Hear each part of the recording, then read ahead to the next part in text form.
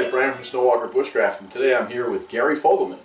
And if you don't know who he is the current reigning champion of the World Atlatl Association. Gary scored a 98, was it last year? Any X's? No.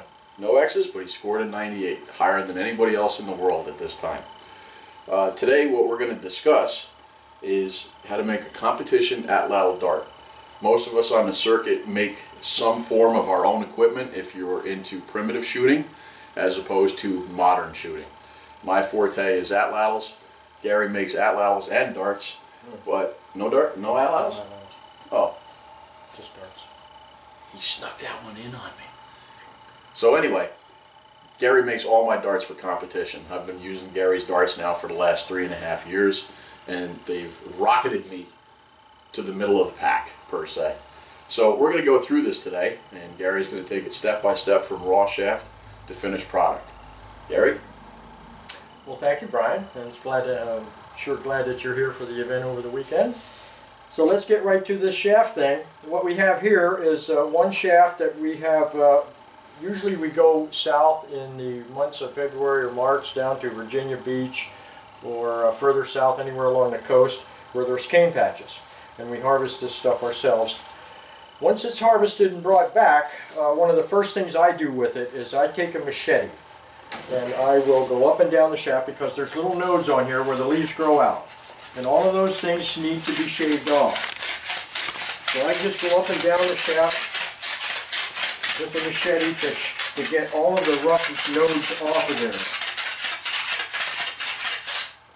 there. Now, when you harvest the cane, Gary, is it still green, or do you look for stuff that may be standing and dead? No, you want green stuff.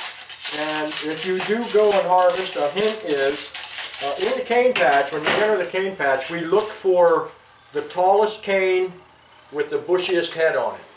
That's the cane that has been affected by the wind and therefore has developed the fiber and the strength necessary to support that head.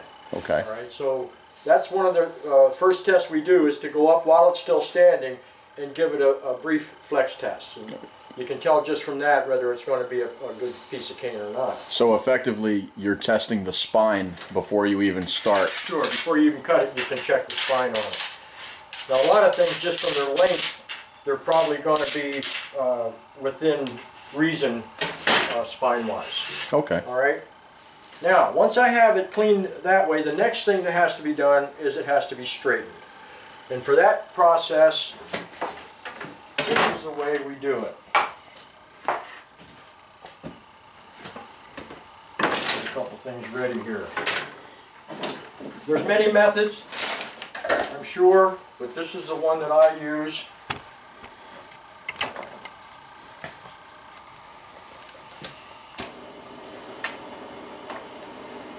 And what I do first off is look down and see if there's any major kinks that need to be brought out that'll make it easier to work as I go along, and I see we have a major kink right there. So I'm just going to pass this through the heat, back and forth, keep it moving.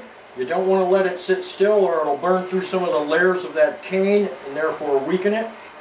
But you do want to get it to the point where it is pliable. So would you start in your major kinks, and does it matter which end? No, it doesn't really matter where or when. I'm just doing it for the reason of getting it out of there, so that later on when I'm working it, it's going to go a lot smoother when you'll see what I do here. All right, so we get it and heat it, and you can straighten it with your fingers a little bit. But what I like to do once I have it heated up is take and roll it between two hard surfaces this way. And that will take some of that bend out of there, rolling it between two hard surfaces. Alright, so I'm just going to take that one kink out. Now what I would do is I will go down here and I'm going to work on the spaces between the nodes first. Alright, they're generally the easiest to see. You can see any kind of kink in them. But what I'll eventually do is heat them all anyway, because you want to drive out any remaining moisture that's in there. The dart won't achieve its final weight until all the moisture is gone, and this heating process solves that problem. Okay. How long do you let your cane sit before you actually start to work it? And do you bundle these to keep them as straight as possible? Yes, we bundle them in bunches of 10 or 15 and tape them tightly together because they do tend to start to bend and dry a little bit even on the ride home. We learned that after a couple of trips. I'd get home here and I'd look at it and I'd say, I didn't cut anything that crooked down there. But yet when we got home, they were crooked. Okay. Do you alternate the ends when you do that, or do you put all the fat ends at one end and then all the skinny tips at the top? Doesn't matter? Doesn't matter. I don't think it matters. Okay. Just so they're bundled straight and that they can't bend and twist in there. All right. So this is the time-consuming part, heating this and getting it straight. On average, how long does it take to straighten a dart, depending upon how many kinks are in it? Probably at least a half an hour to 45 minutes, and then it's good to let them sit overnight and come back and look at them again.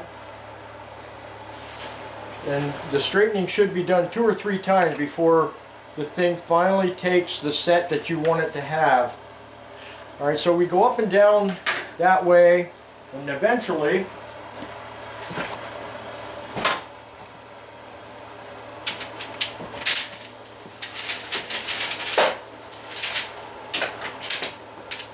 we will end up with a shaft that has been straightened end to end, probably gone over 2 or 3 times to this point, because now you're going to be putting the tip and feathers and everything else on it, so you want it as straight as you can. That's how we test the spine of the dart. And what I have found is generally anything between 3.5 to 5 is going to be really pretty good. Darts with a stiffer spine will work, and darts with a lighter spine will work, but on the lighter end they turn into be a noodle, and on the heavier end the flex isn't there and you got to work harder to make it work. So what I do at this stage, once I have the dart all straight, it's gone through the straightening process, and I want to make a dart out of it. I mentioned I use one of my darts as a template, my best dart. I will take and lay this over beside that dart and see if I can get the dimensions for a good dart of my size out of it. If not, then I'm going to make another dart out of it, because just about every piece of cane will make a dart of some sort if it has the flexibility to it, the spine. So how to test that spine? I have a scale. It has a hook at one end and a loop at the other end. I don't know what it's called, who uses them, but I had a friend that had this and it just worked perfectly, so I stole it from him. Not really, he knew it, he gave it to me. So I attach the hook at the upper end, and I will pull this thing down to a comfortable position. You don't want to pull forever and ever, you will snap it.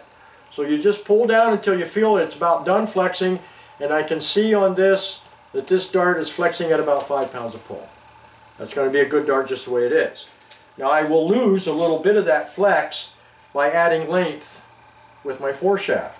So when I'm all done with this dart, it might come in at 4.75 or something like that as the final flexibility. Okay. If somebody doesn't have that type of scale, could you use a floor scale, put it on there, and bend the shaft as well? You probably can. The trouble is, how do you keep it anchored on there? When I did it, I anchored this, against the leg of my desk there, or the table, right? So it couldn't go anywhere.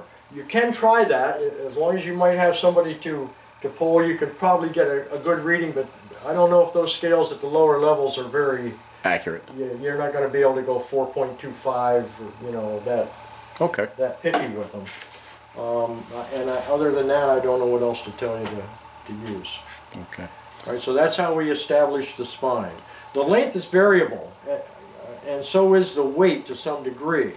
When I work for my darts are 120 grams, and they're a certain amount of 98 inches, and I like the center of balance about a foot in front of center. Now this center of balance in front of center, of course, gives that dart the weight forward characteristics of what you're looking for, and it can be controlled to some degree by what you put out here. Right. You can lengthen this and draw your center of balance out. You can shorten this and move your center of balance back. I find that lots of center of balances work. Almost every dart, as long as it has a forward of center balance and is flexing somewhere 4 to 5, it's going to be a thrower. It's going to be a fairly good dart. Okay.